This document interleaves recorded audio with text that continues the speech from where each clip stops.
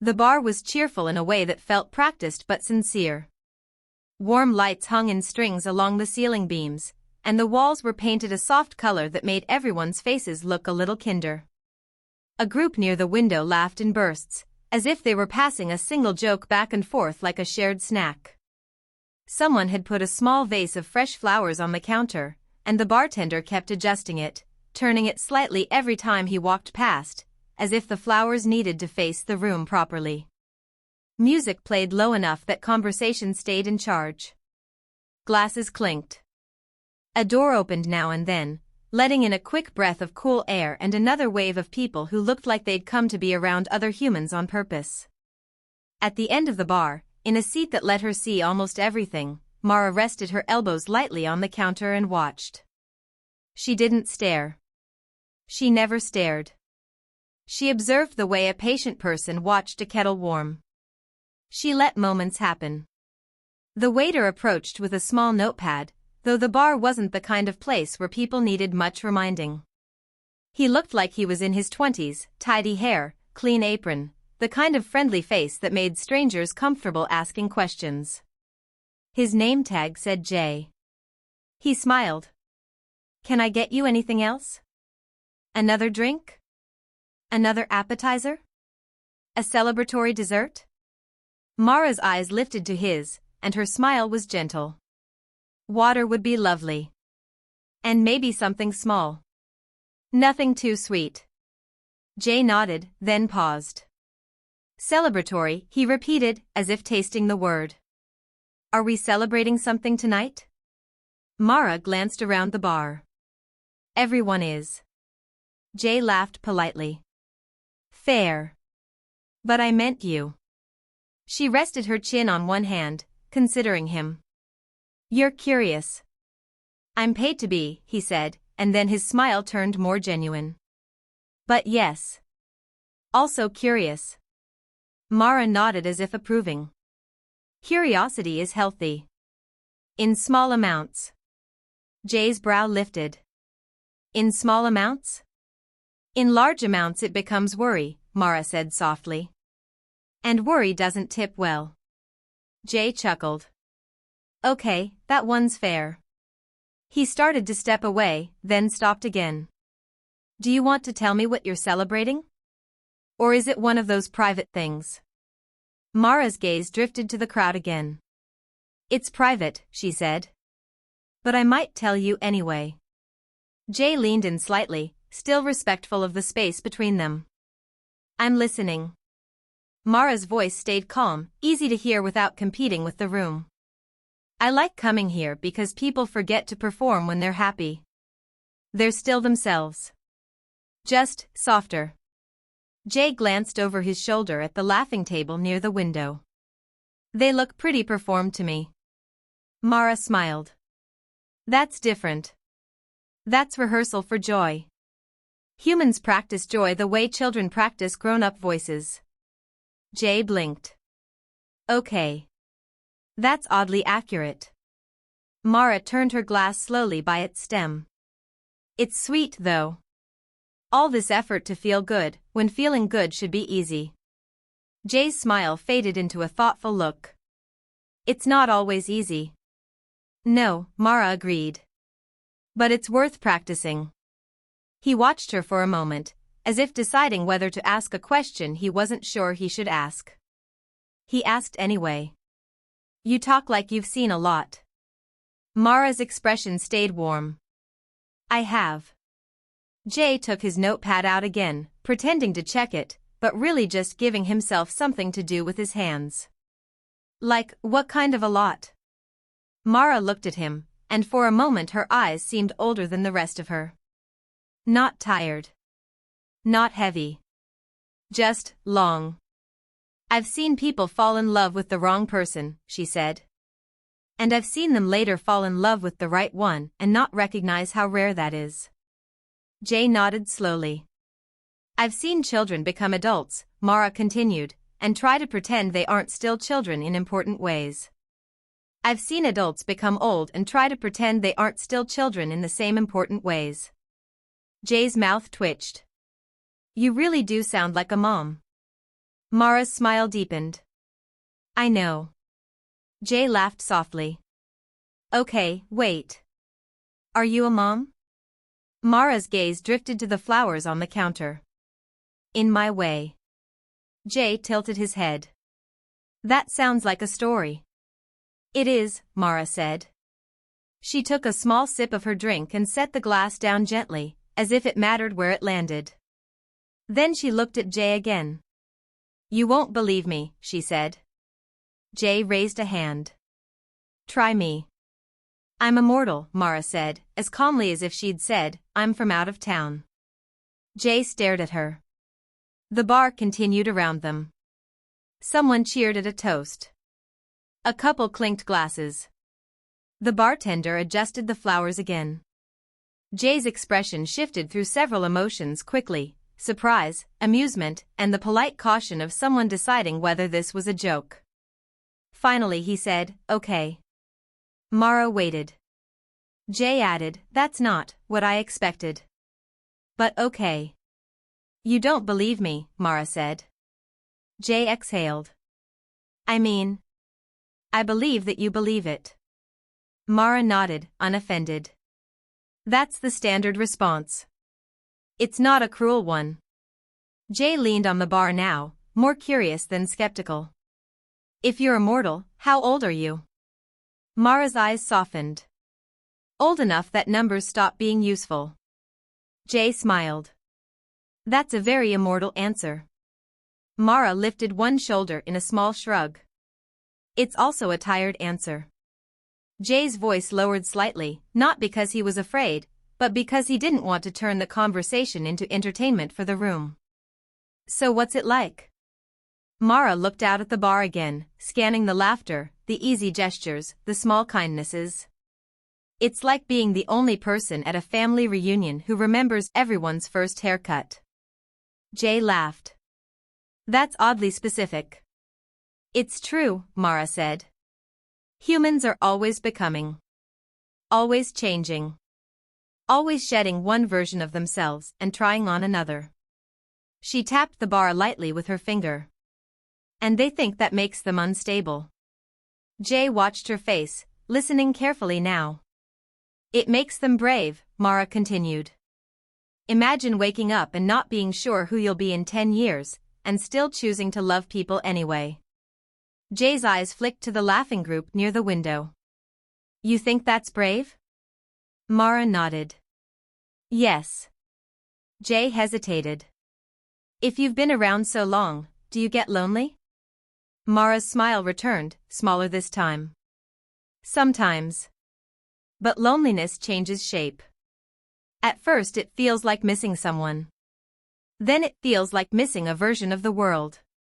Then it becomes quieter. Like a chair at the table that no one sits in anymore. Jay's throat moved as he swallowed. That's sad. It's also gentle, Mara said. And gentleness is not always sad. Jay looked down at his notepad again. He didn't write anything. He just held it. Can I ask you something? He said. Of course, Mara replied. If you're immortal, what do you do? Like, day to day. Mara's eyes brightened slightly, amused. I live. Jay snorted. Come on. Mara leaned in a little. I move. I work. I learn. I help sometimes. I watch. I listen. I start over when I need to. Jay frowned. Start over? Mara nodded. Names change. Places change. People ask questions.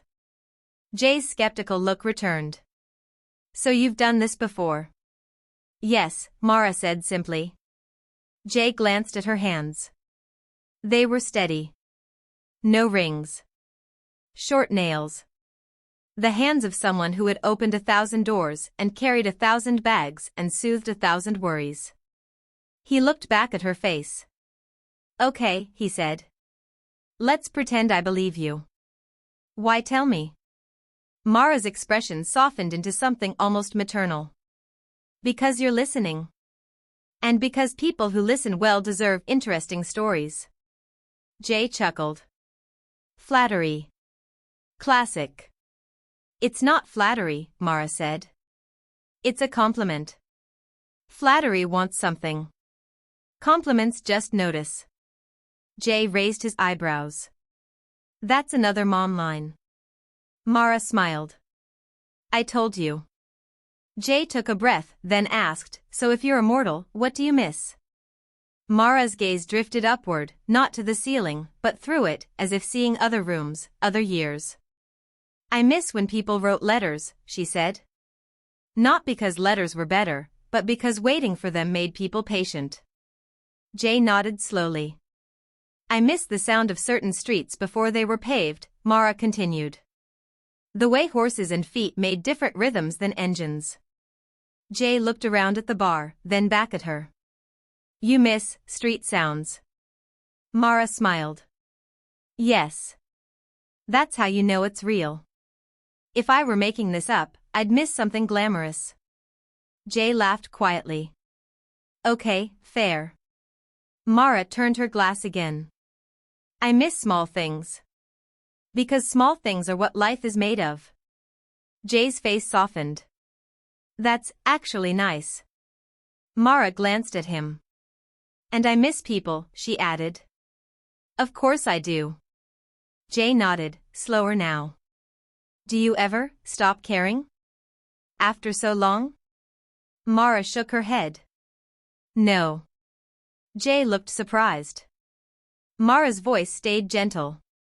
Caring is the point. If you stop caring, you're just collecting time. That's not living.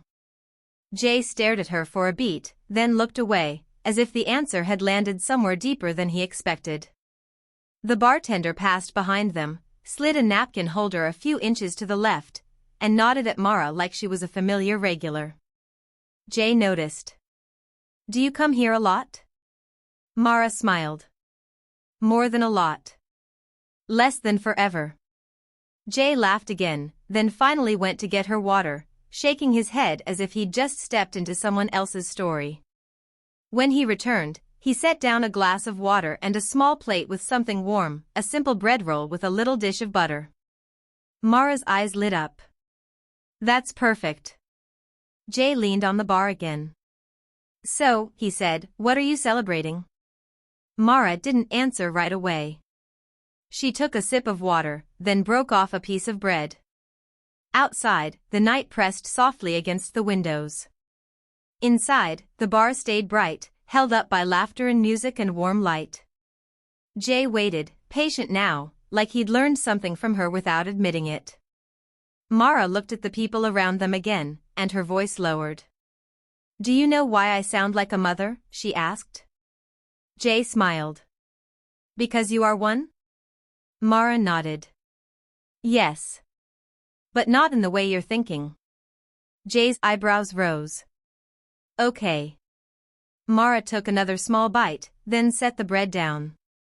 I've raised people who weren't mine, she said. Over and over. Not by stealing them. Not by keeping them. Just by being the adult who stayed when others left. Jay's expression softened. Teachers. Neighbors. Friends. Mara nodded. Strangers sometimes. The ones who needed someone to tell them they weren't broken. Jay swallowed. That's a lot. It is, Mara agreed. And it's why I come to places like this. To remind myself that humanity keeps going. That people keep laughing. That they keep finding reasons to gather. Jay looked at her carefully. And tonight? Mara finally smiled in a way that made her look younger, almost playful. Tonight, she said, I'm celebrating my birthday. Jay blinked. Okay. That's not unknown anymore. Mara's smile widened. It's not the birthday you're thinking of. Jay leaned in. Which one am I thinking of? The one with candles, Mara said. Jay nodded. Yeah. Mara lifted her glass of water slightly, as if to toast. Tonight is the 1000th time I've had a birthday party thrown for me, she said calmly. Jay stared.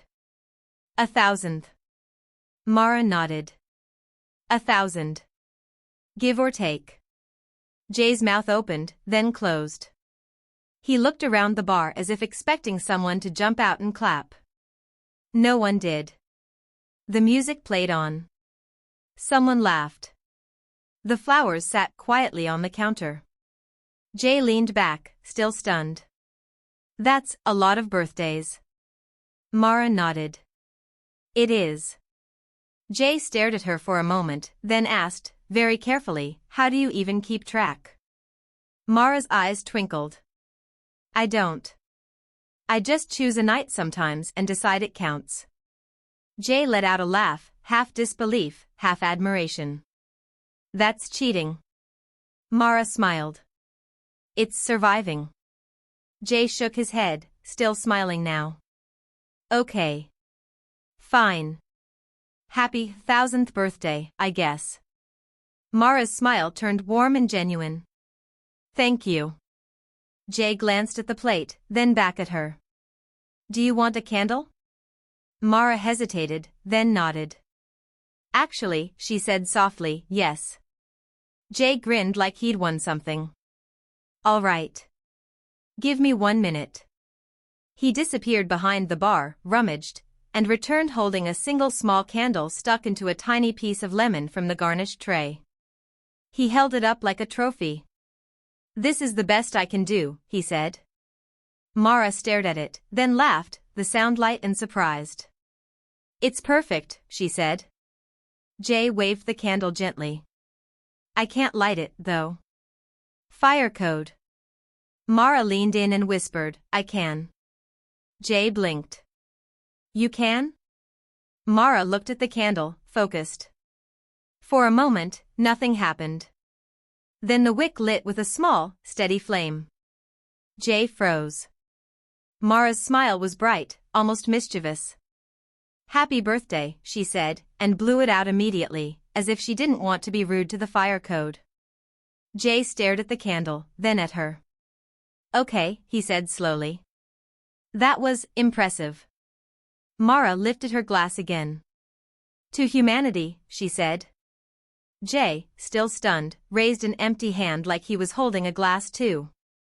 To whatever you are, he said. Mara's eyes softened. Just someone who keeps showing up. Jay laughed, shaking his head in disbelief.